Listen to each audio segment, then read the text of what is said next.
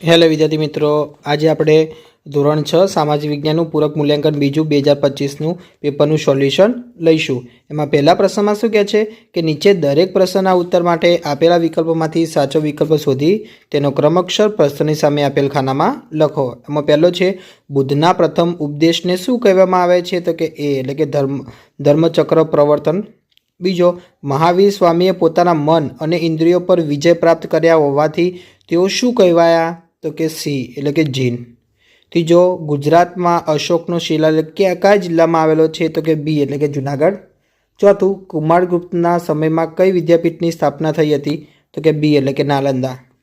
પાંચમો, કયા કવિને ભારતના શેક્સપિયર કહેવામાં આવે છે, તો કે એ એટલે કે કાલિદાસ આવશે। છઠ્ઠો, ઉત્તર પ્રદેશના ઢોળાવો શેના માટે ખૂબ મહત્ત્વના છે, તો કે સી એટલે કે પશુપાલન માટે। સાતમો, રંગીન નકશાઓમાં જળ સ્વરૂપો દર્શાવવા કયો રંગ વપરાય છે, તો કે એ એટલે કે વાદળી। આઠમો, નગરપાલિકાના મુખ્ય વહીવટી અધિકારી કયા નામે ઓળખાય છે, તો કે એ એટલે કે ચીફ ઓફિસર આવશે। પ્રશ્ન બીજો, એમાં કહે છે કે યોગ્ય શબ્દો વડે નીચેના વિધાનોની ખાલી જગ્યા પૂરો। એમાં પહેલો છે ગૌતમ બુદ્ધે ખાલી જગ્યા ખાતે પીપળાના વૃક્ષ નીચે બેસીને સાધના કરી હતી, તો આવશે બોધી ગયા। પછી બીજો, મહાવીર સ્વામી માનતા હતા કે ખાલી જગ્યા એ માનવ સમાજનું સૌથી મોટું દૂષણ છે, તો કે હિંસા। ત્રીજો, સૌરાષ્ટ્રમાં ખાલી જગ્યા સુદર્શન તળાવ બંધાવ્યું હતું, તો કે આવશે પુષ્પગુપ્તે। ચોથો, આચાર્ય વિષ્ણુગુપ્ત ખાલી જગ્યાના નામે ઓળખાય છે, તો કે ચાણક્ય। પાંચમો, ગુપ્ત સમયમાં ગુજરાતનું બંદર ખંભાત ખાલી જગ્યા તરીકે ઓળખાતું હતું, તો કે સ્તંભતીર્થ આવશે। છઠ્ઠો, સમ્રાટ ચંદ્રગુપ્ત બીજાના સમયમાં ચીની યાત્રાળુ ખાલી જગ્યા ભારતની યાત્રાએ આવ્યો હતો, તો આવશે ફૈયન। પછી સાતમો, ભારતનો ગિરનાર પર્વત ખાલી જગ્યા પર્વતનું ઉદાહરણ છે, તો કે જ્વાળામુખી। આઠમો, ભારત અને શ્રીલંકા વચ્ચે ખાલી જગ્યાની સમૃદ્ધ ધૂની આવેલી છે, તો કે પાલ્ક આવશે। પ્રશ્ન ત્રીજો લઈશું, નીચેના વિધાનોમાંથી ખરા વિધાનોની સામે સાચાની અને ખોટા વિધાનોની સામે ખોટાની નિશાની કરો। પહેલો છે બુદ્ધ દ્વારા પ્રથમ ઉપદેશ બોધિગયામાં આપવામાં આવેલ, તો કે ખોટું। બીજો, અશોકે ઉપગુપ્તના આદેશને અનુસરીને બૌદ્ધ ધર્મ અંગીકાર કરે, તો કે સાચું। ત્રીજો, સારનાથનો સિંહ સ્તંભ ચંદ્રગુપ્ત મૌર્ય બંધાવ્યો હતો, તો કે ખોટું। ચોથો, કુમારદેવી લીચ્છવી જાતિની કન્યા હતી, તો કે સાચું। પાંચમો, દક્ષિણ અમેરિકામાં પેટોગોનિયાનો ઉચ્ચ પ્રદેશ ખંડીય ઉચ્ચ પ્રદેશ છે, તો કે ખોટું। છઠ્ઠો, ભારતમાં કાશ્મીરનો ખીણ પ્રદેશ સરોવરનું મેદાન છે, તો કે સાચું। સાતમો, જુદા જુદા ખંડ દર્શાવતો નકશો મોટા માપનો નકશો છે, તો કે ખોટું।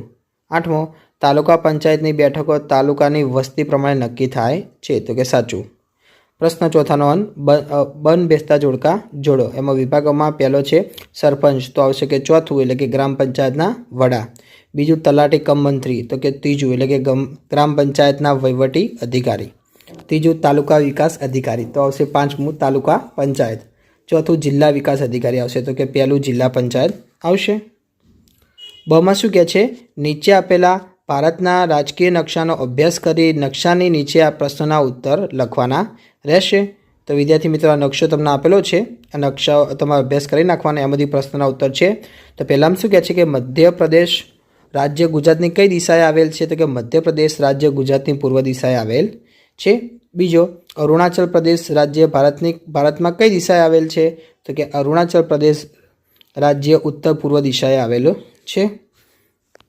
ત્રીજો, કેરળ રાજ્યની ઉત્તર દિશાએ કયું રાજ્ય આવેલું છે, તો કે કેરળની ઉત્તર દિશાએ કર્ણાટક રાજ્ય આવેલું છે। ચોથો, ગુજરાતની દક્ષિણ દિશાએ કયો કેન્દ્રશાસિત પ્રદેશ આવેલો છે, તો કે ગુજરાતની દક્ષિણે દિશાએ દમણ કેન્દ્રશાસિત પ્રદેશ આવેલો છે। પ્રશ્ન પાંચમો લઈશું, એમાં શું કહે છે, નીચેના પ્રશ્નના ઉત્તર 1-2 વાક્યોમાં લખો। એમાં પહેલો છે બુદ્ધનો શું અર્થ થાય છે, તો કે બુદ્ધનો અર્થ જાગૃત કે જ્ઞાની થાય છે। બીજો, મહાવીર સ્વામીનો જન્મ ક્યાં થયો હતો, તો કે મહાવીર સ્વામીનો જન્મ વજ્જી સંઘના એક ગણરાજ્ય હશે કુંડગ્રામના જ્ઞાતુક ક્ષત્રિય વંશમાં થયો હતો।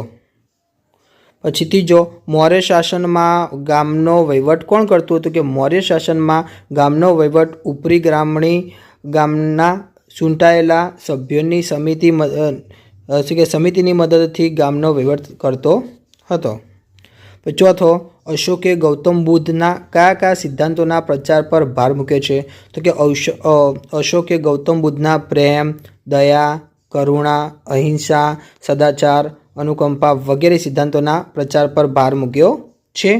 પાંચમો, ગુપ્ત સંવતની શરૂઆત કોણે કરાવી હતી? તો કે ગુપ્ત સંવતની શરૂઆત ચંદ્રગુપ્ત પહેલાંએ કરાવી હતી. છઠ્ઠો, હર્ષવર્ધનને કયા નાટકોની રચના કરી હતી? તો કે હર્ષવર્ધને પ્રિયદર્શિકા, રત્નાવલી અને નાગાનંદ નામના નાટકોની રચના કરી હતી. સાતમો લઈશું, ભૂમિ સ્વરૂપના મુખ્ય પ્રકારો કયા છે? તો કે ભૂમિ સ્વરૂપના 3 પ્રકારો છે. પહેલો આવશે પર્વતો, બીજું ઉચ્ચ પ્રદેશો, ત્રીજું મેદાનો. આઠમું લઈશું, ઉપસાગર એટલે શું? દ્રષ્ટાંત આપો. તો કે મહાસાગરના જળ ભાગોનો આંશિક ભાગ તે ફરતેની જમીનથી ખુલ્લા વિશાળ સરોવર જેવો આકાર ધારણ કરે છે. ભારતમાં બંગાળનો ઉપસાગર કહેવામાં આવે છે. નવમો લઈશું કે નકશાના મુખ્ય કેટલા પ્રકાર છે? કયા? તો કે નકશાના 2 પ્રકાર છે. પહેલો છે હેતુ આધારિત નકશો, બીજો માપ પ્રમાણેના નકશા આવશે. 10મો લઈશું, એમાં શું કહે છે? સ્થાનિક સ્વરાજ્યની સંસ્થાઓ કોને કહે છે? તો કે સ્થાનિક સ્વરાજ્યનો વહીવટ કરતી સંસ્થાઓને સ્થાનિક સ્વરાજ્યની સંસ્થાઓ કહેવામાં આવે છે. વિદ્યાર્થી મિત્રો, તમને મારો વિડીયો ગમ્યો હોય તો ચેનલ લાઇક, શેર અને સબસ્ક્રાઈબ કરવાનું ભૂલતા નહીં.